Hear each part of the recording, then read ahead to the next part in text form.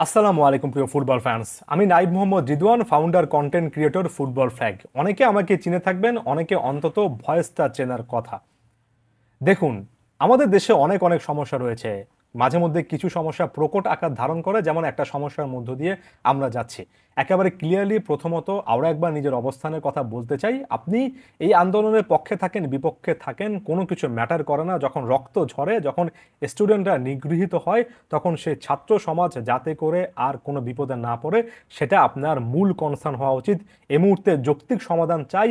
বাংলাদেশের ছাত্ররা যাতে করে এমন দিন আর না দেখেন, সে জিনিসটা আমি চাই। এটার পাশাপাশি আমি আরও কয়েকটা কথাবার্তা বলবো এবং একই সঙ্গে ফুটবল সংক্রান্ত বিষয় নিয়ে আলোচনা করব, কারণ দিন শেষে আপনারা সেটার জন্য আমাকে চেনেন এবং এখানে দেশের স্বার্থ কিন্তু সম্পৃক্ত। কিভাবে সম্পৃক্ত সেটা বোঝার জন্য দয়া করে ভিডিওটা একবার পুরোটুকু দেখুন। গত 2 দিনে আমি অনেক কিছুই দেখেছি, যেমন সকাল থেকে বিকাল পর্যন্ত অফিসিয়াল কাজকর্ম করে আমার এই কন্টেন্ট ক্রিয়েটর টিমে এডিটরদের মধ্যে অনেকে আছেন স্টুডেন্ট, তারা কি অবস্থানে আছেন সেটার খোঁজ খবর রেখে বা ওভারঅল তাদেরকে তাদের জায়গা থেকে সাহায্য করা যায় কিনা সেটা চেষ্টা করে যখন বাসায় ফিরেছি, তখন এসে সারাদিন ধরে দেখেছি অনেকে কমেন্ট বক্সে যুদ্ধ করে ফেলছেন, অনেকে নানা কথাবার্তা বলে ফেলছেন, যাদের মধ্যে অনেকেই হয়তোবা সকলের ভালো চাচ্ছেন, ভালো থেকেই বলছেন, অনেকে হয়তোবা চিন্তা থেকে বলছেন। একটা ছোট্ট অংশ আছে যারা কিনা ভিন্ন ভিন্ন রাজনৈতিক দলের মতাদর্শ নিয়ে এসেছেন এবং কন্টেন্ট ক্রিয়েটরদের দিকে তাকিয়ে থাকেন, তার পছন্দের দলের কথাবার্তা একেবারে তোতা পাখির বুলির মতো আমরা কি আওড়াই কিনা। আমি একেবারে পরিষ্কারভাবে বলে দিতে চাই, দেশের কোনো একটা সমস্যায় এবং সেটা সমাধানে আপনার নিজের বিবেক যদি কাজ না করে এবং আপনি যদি ফেসবুক এবং ইউটিউবে বসে কোন কন্টেন্ট ক্রিয়েটর কি বললো শুধুমাত্র সেটার উপর নির্ভর করেন, তাহলে সেই কন্টেন্ট ক্রিয়েটরদেরকে দোষারোপ করার আগে আপনি নিজে একটাবার চিন্তা করে দেখুন আপনি নিজে তার জায়গা থেকে কি করছেন, আপনি আপনার নিজের দায়িত্বটা পালন করছেন কিনা।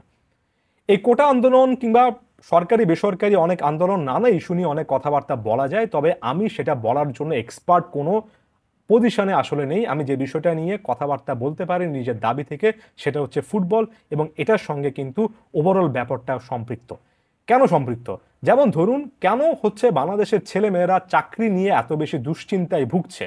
মূল কথাটা এটাই তো, যে বাংলাদেশে যে পরিমাণ শিক্ষিত মানুষ আছেন বা যারা পড়াশোনা করছেন, তাদের দিন শেষে আর করার মতো কোনো কিছু নেই। কর্মসংস্থানের একটা বড় রকমের ঘাটতি তৈরি হচ্ছে।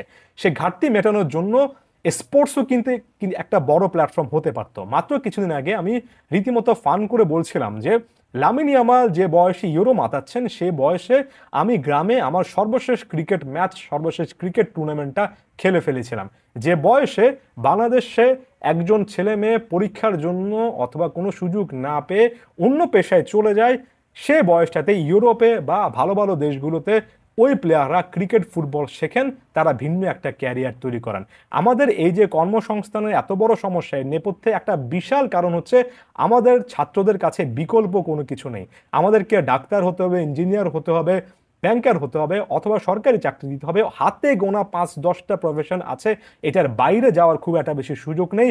যারা আন্দোলন করছেন তার মধ্যে একটা বড় অংশ ওই ভয়টা থেকে করছেন যে আমি যদি সুযোগ না পাই, আমাকে যদি একটা সুযোগ দেয়া না হয়, আমি যদি কিছু করতে না পারি, যদি সরকারি চাকরিটা না পারি, পরবর্তীতে আমার ফ্যামিলি কিভাবে চলবে।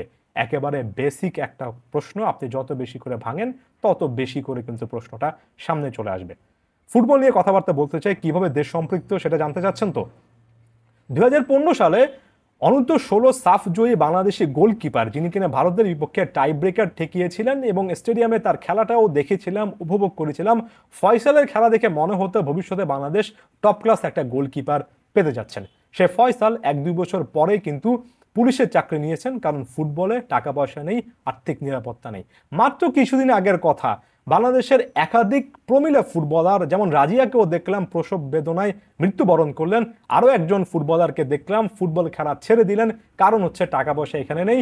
একজন বাংলাদেশের এর আগে বয়সভিত্তিক দলে বড় সাফল্য পাওয়া ফুটবলার, পুরুষ ফুটবলার, রীতিমতো বিদেশে এখন খেটে খাচ্ছেন এবং কষ্ট থেকে কেঁদে কেঁদে বলছিলেন যে আমি দেশের ফুটবলে কন্টিনিউ করতে পারিনি, কারণ আমাকে টাকা পয়সা দেওয়া হয়নি।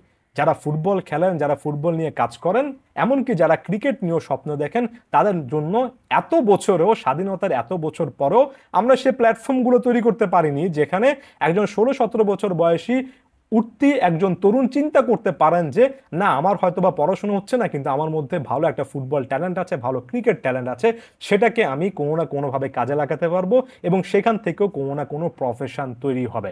এই যে আমার কথা ধরুন, ফুটবল নিয়ে হাজার পাঁচেক ভিডিও বানানোর পরে প্রতিটা সময় আমি চিন্তা করি যে আমার যে চুক্তিভিত্তিক চাকরিতে আমি আছি, মূলত যেখান থেকে আমার আজকে বাসা ভাড়াটা আসে, যেখান থেকে মূলত আমার বাজার খরচটা আসে, সেই জিনিসটা আমার আগে ঠিক রাখতে হবে। আমাকে সপ্তাহে 40 ঘন্টা 35 ঘন্টা আগে চাকরি করতে হবে, বাকি সময়টাতে আমাকে ফুটবল নিয়ে কথাবার্তা বলতে হবে। কারণ ফুটবলে আমি যে ধরনের কাজ করি, যদি না আমি গুজব ছড়াই, যদি না আমি আবেগ বিক্রি করি, খুব একটা বেশি এখানে ইনকামের সুযোগ নেই। যে সকল এডিটররা এখানে দিনের পর দিন বসে কাজ করছেন, সত্যিকার অর্থে খুব একটা বেশি টাকা নেই, ফুটবলের প্রতি অদম্য একটা ভালোবাসা আছে, সেটা মেনটেন করে কিন্তু তারা এই জিনিসটা করছেন। এবং আমি নিশ্চিত করে বলতে পারি, বছর দুয়েক পরে যখন তাদের পড়াশোনা কমপ্লিট হবে, একটা চাকরির পেছনে ছুটবেন, কারণ তারা এসে ফুটবলে এই জায়গাতে এসে ফুল টাইম ওই চাকরির অফারটা পাবেন না। এমনকি আমি ফুটবল ফ্যাক্ট, বাংলাদেশের ফুটবলের সকল প্ল্যাটফর্ম, কেউই মোটা দাগে বড় সংখ্যক সেই জিনিসটা অ্যারেঞ্জ করতে পারবো না। কারণ আমাদের দেশে আমরা ফুটবলে এমন এমন সংস্থা তৈরি করেছি, আমরা এমন এমন নিয়ন্ত্রক সংস্থা তৈরি করেছি ফুটবলে, ক্রিকেটে, যে সেখানে আসলে ইয়াংস্টার ফুটবলার ক্রিকেটার তৈরি হওয়ার কোনো পাইপলাইন নাই। সেখানে ক্রিকেট ফুটবল নিয়ে ব্যক্তিগত উদ্যোগের বাইরে বড় রকমের কাজ করার কোনো রকমের সুযোগ সুবিধা নেই। যদি সেটা এখন যা আছে তার 20-30%ও থাকতো, যেই তরুণরা এখন আন্দোলন করছেন, যে শিশুটা এখন মাত্র ফুটবলটাতে টাচ করেছে, যে শিশুটা মাত্র এখন ক্রিকেট বলটা হাতে নিয়েছে, সে, তার বাবা মা, তার পরিবার একটা স্বপ্ন অন্তত দেখতে পারতেন যে না, পড়াশোনা না হলেও চাকরি বাকরির যদি অনেক অভাবও থাকে, তারপরও সে কিছু না কিছু করতে পারবে, সে স্পোর্টস ওয়ার্ল্ডেও কিছু না কিছু করতে পারবে। আমি আমার জায়গা থেকে দায়িত্ব নিয়ে বলতে পারি, আমি এটা বিশ্বাসই করি না যে দেশের তরুণেরা আর্জেন্টিনা ব্রাজিল জেতার পরে এমন সেলিব্রেট করে, যারা এভাবে ফুটবল দেখে, সারাদিন ধরে ফুটবল ফলো করে, তাদের মধ্য থেকে বিশ্ব সেরা দূরে থাক, এশিয়ার সেরা 10-15টা ছেলে মেয়ে উঠে আসতে পারে না। ফিফা র্যাঙ্কিংয়ে আমাদের অবস্থান 185তম হয়। কোনো না কোনোভাবে আমরা যদি ওই সরকারি চাকরিগুলোর পাশাপাশি, অবশ্যই সেটা অনেক গুরুত্বপূর্ণ, তবে সেটার পাশাপাশি যদি আমরা স্পোর্টসে কিছু না কিছু ওই সুযোগগুলো তৈরি করতাম, ওই প্রতিষ্ঠানগুলোকে অ্যাক্টিভ করতাম, সেখানে অনিয়মটা কমাতে পারতাম, অন্তত একটা অংশের ছেলেমেয়েরা তো নিজেদের কিছু না কিছু ভবিষ্যৎ দেখতে পারতো।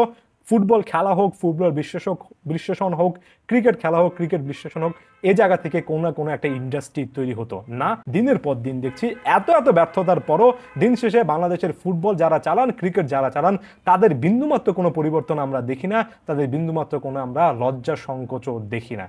আমি আজকে এ জায়গা থেকে বলে গেলাম, আমার ফিল্ড থেকে বলে গেলাম, আপনি আরও অনেক বিষয়গুলো নিয়ে আপনার মতো করে সামনে তুলে ধরতে পারেন। আমি নিজে যে ফিল্ডে কাজ করছি, সেই ফিল্ডেও তো অনেক অনেক বিষয় আছে। নিশ্চিত করে বলতে পারি, আপনি যে ফিল্ডে কাজ করছেন সেখানেও এমন অনেক অনেক ইস্যু আছে যেগুলোর সমাধান এখন পর্যন্ত আমরা পারছি না, এবং এগুলোর কালেকটিভ একটা রূপ কিন্তু আমরা বর্তমান সময়ে দেশে দেখছি। এমন একটা সিচুয়েশনে কে কি করছেন, কে এগিয়ে আসছেন, কোন কন্টেন্ট ক্রিয়েটর কি ভিডিও দিচ্ছেন, সেগুলো না করে আপনি যদি আপনার জায়গা থেকে আপনার কাজটা ঠিক মতো করেন, আপনি আপনার মূল্যবোধটা ঠিক মতো ব্যবহার করেন, তাহলে হয়তো বা একটু একটু করে হলেও আরও অনেক বছর পরে পরিবর্তন আসবে। না হলে একে অপরকে দোষারোপ করা ছাড়া এবং এভাবে হাপিত্তেশ করা ছাড়া সত্যিকার অর্থে সরি টু সে কোনো কিছু হবে না। এদেশের ক্রিকেটের, এদেশের ফুটবলের, তরুণ সমাজেরও কিন্তু খুব একটা বেশি লাভ হবে না। ধন্যবাদ সবাইকে।